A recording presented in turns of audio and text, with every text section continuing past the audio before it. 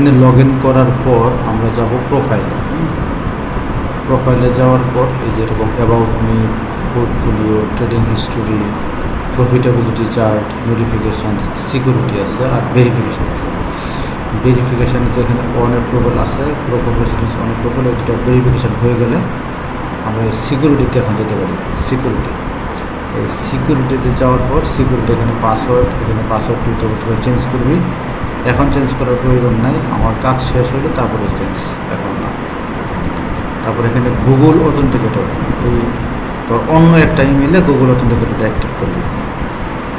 এই শামিমা ফেরদৌস যে ইমেল অ্যাড্রেসটা আছে এই ইমেল অ্যাড্রেস না, অন্য একটা ইমেল অ্যাড্রেস দিয়ে। আর আরেকটা হলো ইমেল অথেন্টিকেশন, আমি এটা দিয়ে রাখতেছি।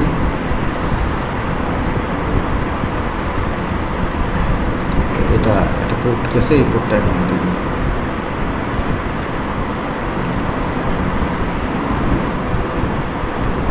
এই কোডটা দেওয়ার কারণে আমার এটাও এনাবল হয়ে গেল।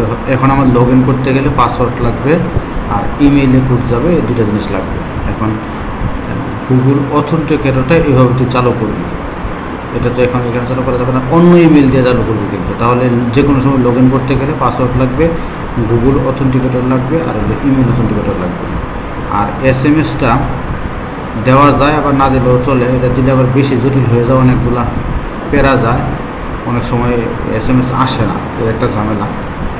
আমি আশা করি দরকার নেই। অথবা এডিশনাল অথেন্টিকেশন ফর ফিনান্সিয়াল ট্রানজ্যাকশানস হোয়াটসঅ্যাপে দিয়ে রাখা যেতে পারে। হ্যাঁ, এটা দিয়ে রাখলাম, হোয়াটসঅ্যাপ অলরেডি দেওয়া হয়ে গেছে। তো এইভাবে তুই গুগল অথেন্টিকেশনটা এনাবেল করবি। এটা আমার এখান থেকে তুমি করতে পারবো না।